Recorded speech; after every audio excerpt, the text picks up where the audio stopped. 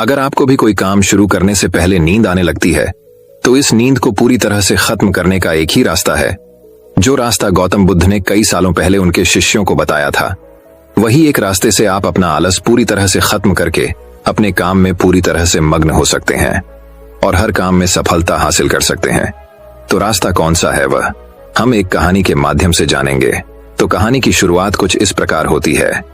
एक बार एक आलसी व्यक्ति ने गौतम बुद्ध से कहा, मुनिवर, मैं बहुत आलसी हूं, जिसके कारण मैं अपने जीवन में जो करना चाहता हूं वह नहीं कर पाता, इसलिए मुझे कोई रास्ता बताएं।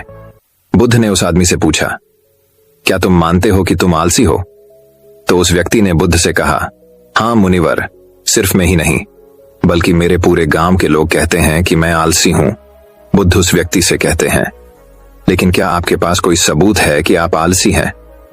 उस व्यक्ति ने उत्तर दिया, हां। तब गौतम बुद्ध उस व्यक्ति से पूछते हैं, क्या आपके पास इसका कोई सबूत है? वह व्यक्ति कहता है, मुनिवर, मैं जानता हूं कि व्यायाम मेरे स्वास्थ्य के लिए अच्छा है, लेकिन मैं व्यायाम भी नहीं कर पाता क्योंकि मेरा आलस्य मुझे सुबह जल्दी उठने नहीं देता। बुद्ध ने कहा, लेकिन क्या तुम्हें पता है आलस्य क्या है? उस व्यक्ति ने कहा, मुझे नहीं पता कि आलस्य क्या है, लेकिन जो भी है वह बहुत बुरा है। बुद्ध ने कहा, सबसे पहले तुम्हें यह समझ लेना चाहिए कि जो भी चीज प्राकृतिक रूप है उसका कुछ न कुछ उपयोग होता है, वह बुरा नहीं होता है। या अच्छा आलस्य एक भावना है, यह एक विचार है जो हम अनजाने में खुद से पैदा करते हैं। आदमी ने पूछा, लेकिन यह कैसे है मुनिवर? तो बुद्ध ने कहा कि आलस्य पैदा होता है, इसके दो कारण हैं, पहला शारीरिक और दूसरा मानसिक। जब हम अपने शरीर को भोजन देते हैं तब हमें आलस्य आता है, जिसके अंदर जीवन शक्ति नहीं होती, जिस वजह से हमारे शरीर में आलस्य पैदा हो जाता है, क्योंकि यह शरीर ऊर्जा से चलता है और जैसा हम इसे देते हैं यह वैसा ही विचार करता है, यह वैसा ही व्यवहार करता है। हमारे शरीर के अंदर आलस्य का एक और कारण गलत तरीके से बैठना है, गलत तरीके से सोना और गलत तरीके से चलना। हम कभी इस बात पर ध्यान नहीं देते कि हमारा बैठने, लेटने और सोने की स्थिति सही है या नहीं। अगर हम बौद्ध भिक्षुओं को देखें तो पाएंगे कि वे जब बैठते हैं उनकी रीढ़ की हड्डी बिल्कुल सीधी होती है।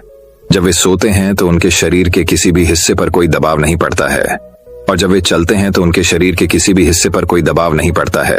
उनके दो कदमों के बीच एक लय होती है। शारीरिक स्तर पर आलस्य का तीसरा कारण सुबह जल्दी न उठ पाना है। यह सुनकर व्यक्ति कहता है, हाँ मुनिवर, मैं सुबह जल्दी नहीं उठ पाता। यह सुनकर बुद्ध मुस्कुरा देते हैं और कहते हैं कि आप सुबह जल्दी उठ सकते हैं जब आप रात को सोने का सही समय निर्धारित करते हैं। हर व्यक्ति को अनुशासन का पालन करना पड़ता है, क्योंकि अनुशासन हमारे जीवन में संतुलन लाता है।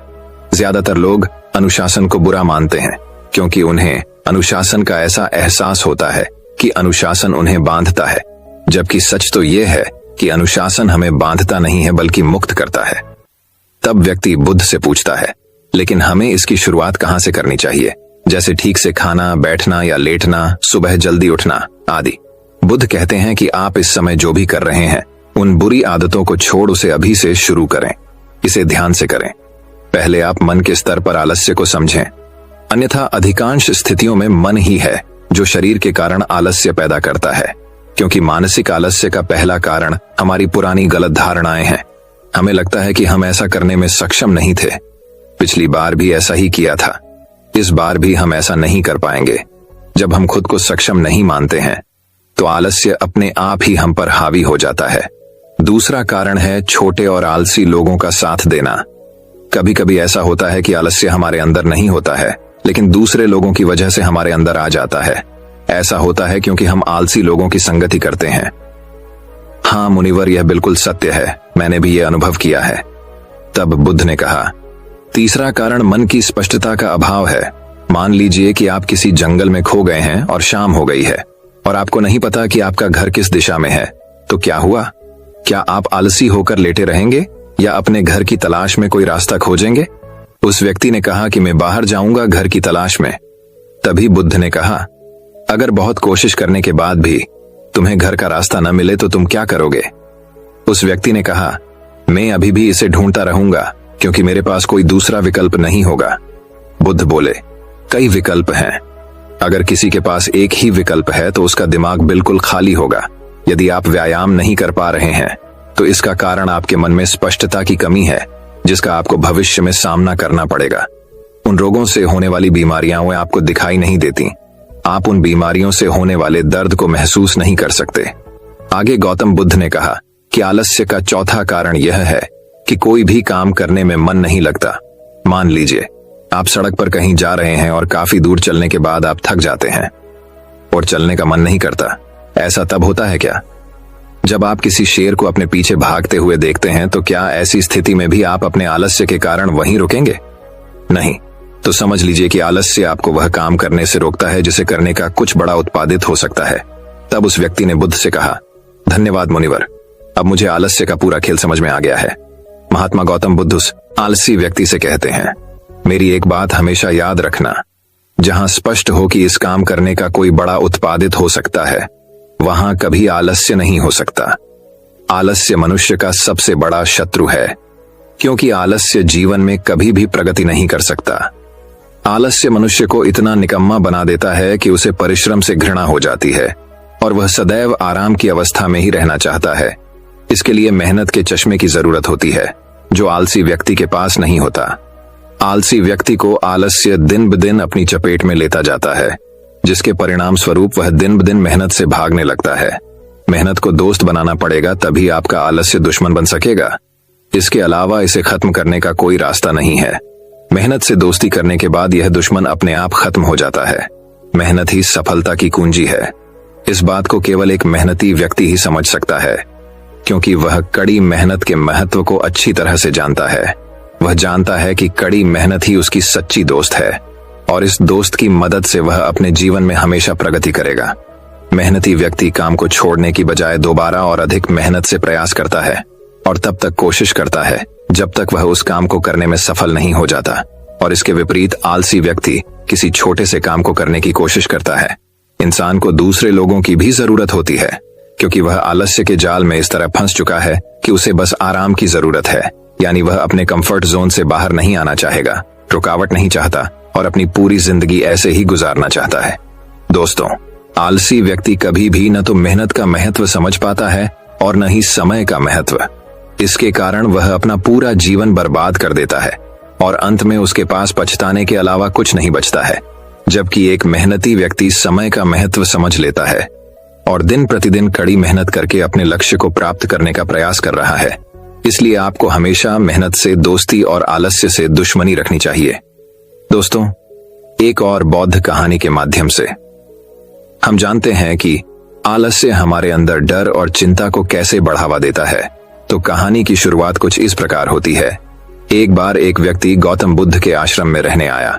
आश्रम की शांति में 2 दिन बीत जाने के बाद वह बुद्ध के पास जाता है और कहता है, बुद्ध, मेरे मन में कुछ प्रश्न उठ रहे हैं, मैं उनका उत्तर जानने के लिए यहाँ आया हूँ। बुद्ध ने कहा, पूछो, आपका प्रश्न क्या है? उस आदमी ने कहा, बुद्ध, मैं अपने जीवन से बिल्कुल भी खुश नहीं हूँ। दुखों और परेशानियों के पहाड़ ने मेरे जीवन को नर्क बना दिया है। मेरे जीवन में कुछ भी ठीक नहीं चल रहा है। मैं जानना चाहता हूं कि मेरे साथ यह सब क्यों हो रहा है। मैं इतना बदकिस्मत क्यों हूं? बुद्ध ने कहा, सबसे पहले तुम मुझे बताओ कि कारण क्या है आपके दुख के का। वे कौन सी बातें हैं जिनके कारण आप इतने परेशान और चिंतित हो गए?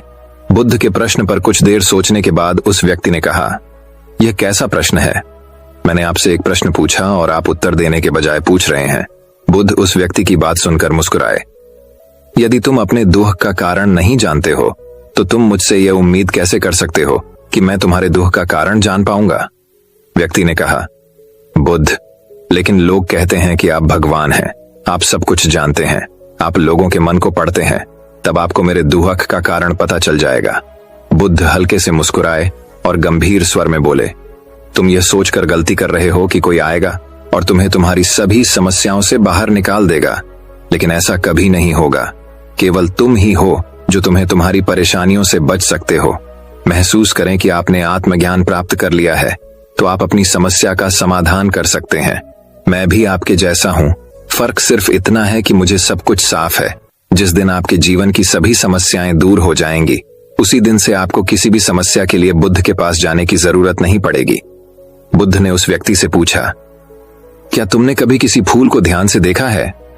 यह सुनकर वह व्यक्ति आश्चर्यचकित हो गया और बोला, बुद्ध, फूल तो एक साधारण सी चीज है, इसे तो सभी ने देखा है। बुद्ध ने कहा, फूल एक कली है, सुबह अंधेरा होता है, दिन के उजाले में फूल बन जाता है, शाम को मुरझा जाता है। यदि फूल केवल इसी बात की चिंता करता है कि शाम तक उसे मुरझाकर गिरना ही पड़ता है, वह कभी खिल नहीं पाएगा। इस तरह अगर आप केवल अपने दुखों के बारे में ही सोचेंगे तो आप कभी खुश नहीं रह पाएंगे। इसलिए मैं आपको बताना चाहता हूं कि आपके जीवन में अभी भी बहुत सी चीजें हैं जिनके बारे में अगर आप बारीकी से देखें तो आप अभी भी खुश हो सकते हैं। आप उनके बारे में सोचकर मुस्कुरा सकते हैं। आप अंदर से खुश हो सकते हैं।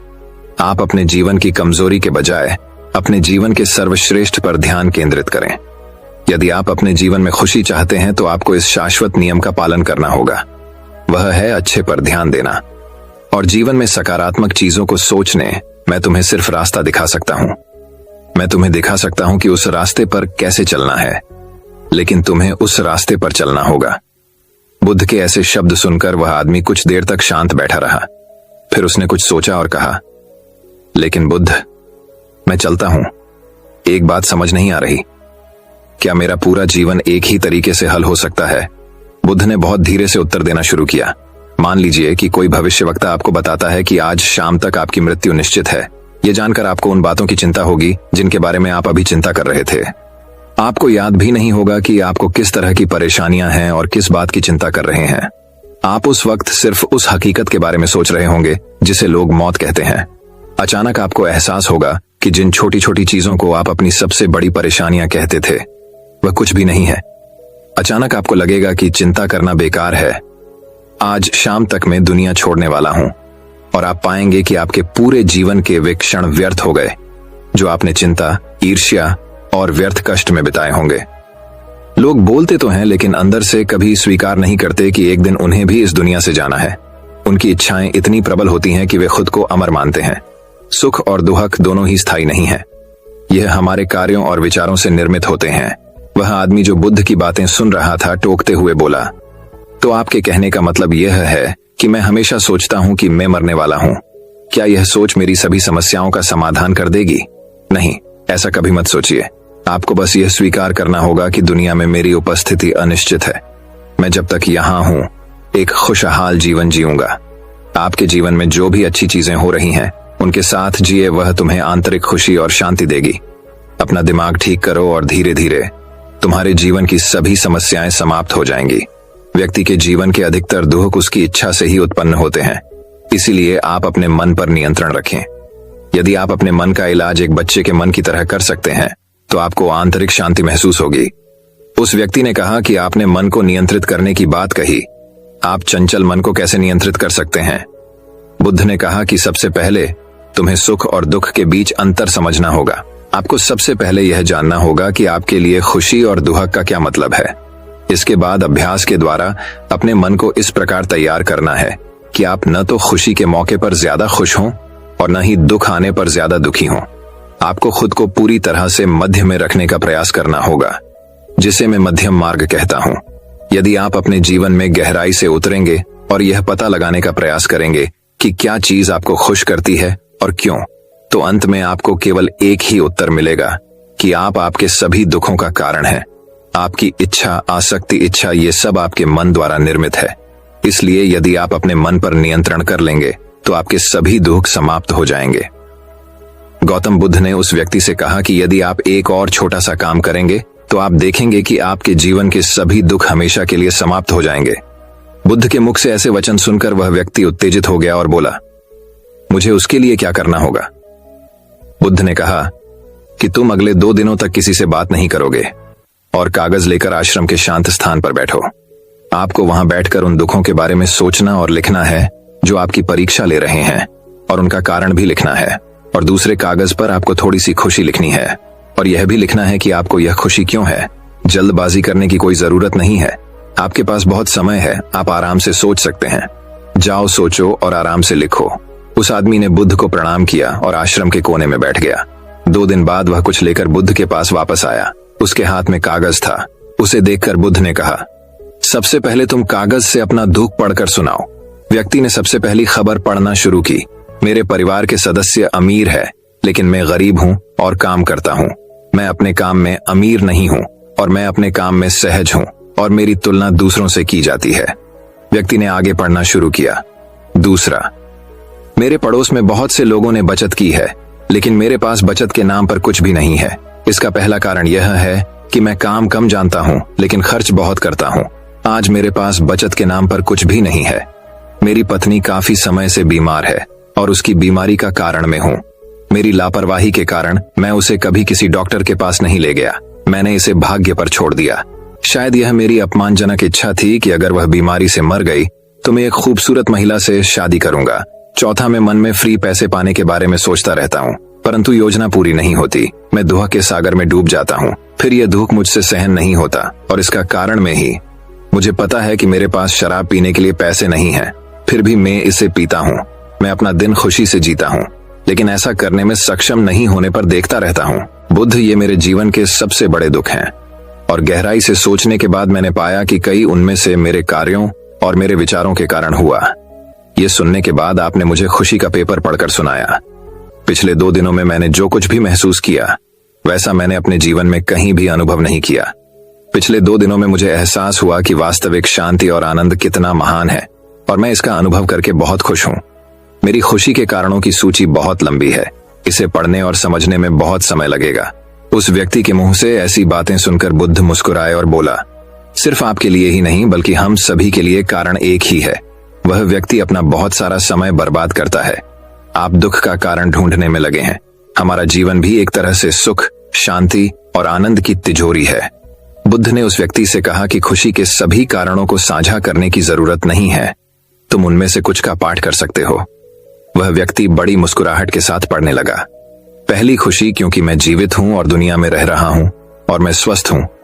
मेरे माता पिता, एक पत्नी और 2 बच्चे हैं। ऐसे ही मेरे पिता के पास कई अनमोल खजाने हैं, जैसे मेरे माता पिता का प्यार, मेरी पत्नी का प्यार, मेरे बच्चों का प्यार और एक पिता की खुशी। दूसरा कारण यह है कि मैं खड़ी मेहनत कर सकता हूं। मैं कोई भी काम कर सकता हूं। आपकी आय में कोई बाधा नहीं आ सकती और आप अपने परिवार की सभी जरूरतों को पूरा कर सकते हैं। मुझे खुशी है कि मैं एक खुशहाल परिवार बना सकता हूँ। मैं अपनी तुलना अपने भाइयों, अपने पड़ोसियों से करता हूँ और आपने कृपा करके मुझे मानवता वाला इंसान बनाया है। सभी बुरी आदतों को छोड़कर आप सुख और खुशहाल जीवन जी सकते हैं। और मेरे लिए सबसे बड़ी खुशी और सौभाग्य की बात यह है कि मुझे एक उपाय मिल गया है। जब तक मैं इस दुनिया में हूँ, हमारी इच्छा और आसक्ति ही सभी दुखों का कारण है। मैं खुद को जानने की पूरी कोशिश करूंगा, जो मैंने कभी नहीं किया। जीवित रहे। अब आप अपने परिवार के पास रह सकते हैं। वही जीवन सबके साथ है। आपके जीवन में कोई भी परेशानी आपको घेरने की कोशिश कर सकती है। जीवन अपने आप से कहने के लिए बहुत छोटा है और इस जीवन में आप चिंताओं और दुखों को खुद पर हावी नहीं होने देंगे। शांति से बैठकर उस दुख का कारण जानने का प्रयास करें और यदि मिल जाए तो उसे नष्ट कर दें। इस तरह आप मानसिक शांति और कभी न खत्म होने वाली खुशी पा सकते हैं। दोस्तों, अगर आप ठीक से सोचे तो आपको पता चलेगा कि आलस्य और मनुष्य की नकारात्मकता ही इंसान को पीछे धकेलती है। इंसान की असल कीमत तो उसके विश्वास पर होती है। हम एक कहानी से जानते हैं कि इंसान की असल कीमत क्या होती है और वह खुद को किस प्रकार सुधार सकता है। कहानी की शुरुआत इस प्रकार होती है। एक गांव में एक लोहार और उसका बेटा रहते थे। लोहे की दुकान में अपने पिता के साथ काम कर रहे बालक ने अचानक ही अपने पिता से पूछा, पिताजी, इस दुनिया में मनुष्य की क्या कीमत होती है? पिताजी एक छोटे से बच्चे से ऐसा गंभीर सवाल सुनकर हैरान रह गए। फिर वे बोले, बेटे, एक मनुष्य की कीमत आंकना बहुत मुश्किल है, वो तो अनमोल है। फिर वह बालक बोला, क्या सभी उतने ही कीमती और महत्वपूर्ण हैं? पिताजी बोले, हाँ बेटे। बालक कुछ समझा नहीं। उसने फिर सवाल किया, तो फिर इस दुनिया में कोई गरीब तो कोई अमीर क्यों है? किसी की कम रिस्पेक्ट तो किसी की ज्यादा क्यों होती है? यह सवाल सुनकर पिताजी कुछ देर तक शांत रहे और फिर बालक से स्टोर रूम में पड़ा एक लोहे का रॉड लाने को कहा। रॉड लाते ही पिताजी ने पूछा, इसकी क्या कीमत होगी? बालक बोला, 200 रुपए। पिताजी बोले, अगर मैं इसके बहुत से छोटे छोटे कील बना दूं तो इसकी क्या कीमत हो जाएगी? बालक कुछ देर सोचकर बोला, तब तो ये और महंगा बिकेगा, लगभग 1000 रुपए का। पिताजी बोले, अगर मैं इस लोहे से घड़ी के बहुत सारे स्प्रिंग बना दूं तो? बालक कुछ देर गणना करता रहा और फिर एकदम से उत्साहित होकर बोला, तब तो इसकी कीमत बहुत ज्यादा हो जाएगी। फिर पिताजी उसे समझाते हुए बोले, ठीक इसी तरह मनुष्य की कीमत इसमें नहीं है कि अभी वो क्या है, बल्कि इस पर तय होती है कि वो अपने आप को क्या बना सकता है। बालक अपने पिता की बात समझ चुका था दोस्तों, अक्सर हम अपनी सही कीमत आंकने में गलती कर देते हैं। हम अपनी अभी की परिस्थिति को देखकर अपने आप को शक्तिहीन समझने लगते हैं, लेकिन हम में हमेशा अथाह शक्ति होती है। हमारा जीवन हमेशा संभावनाओं से भरा होता है। हमारी जीवन में कई बार स्थितियां अच्छी नहीं होती हैं, पर इससे हमारी वैल्यू कम नहीं होती है। मनुष्य के रूप में हमारा जन्म इस दुनिया में हुआ है। इसका मतलब है हम बहुत सर्वश्रेष्ठ और इम्पोर्टेंट हैं। हमें हमेशा अपने आप को बदलते रहना चाहिए और अपनी सही कीमत प्राप्त करने की दिशा में बढ़ते रहना चाहिए। अगर हम अपना अलासिपना और नकारात्मकता छोड़ खुद पर विश्वास रख कार्य करें, तब आप वो प्राप्त कर सकते हैं जो आप लोगों के पास की सुख सुविधाएं अपने मोबाइल और टीवी में देखते हैं। दोस्तों, मैं उम्मीद करता हूं कि यह कहानी सुनने से आपके जीवन में अच्छे बदलाव आए होंगे। आपको इस वीडियो से क्या सीखने मिला, ये कमेंट करके जरूर बताइए और अपने परिवार, दोस्तों या आपके करीबी इंसान के साथ ये कहानी शेयर करके उन्हें भी इस ज्ञान से परिचित करवाए। बाकी अगर आपको यह वीडियो दिल से अच्छी लगी हो, तभी इस वीडियो को लाइक कर देना और आपने अब तक इस चैनल को सब्सक्राइब न किया हो तो चैनल को सब्सक्राइब भी जरूर कर देना। आपका हर दिन शुभ हो और खुशियों से आपका जीवन भरा रहे। धन्यवाद। नमो बुद्धाय।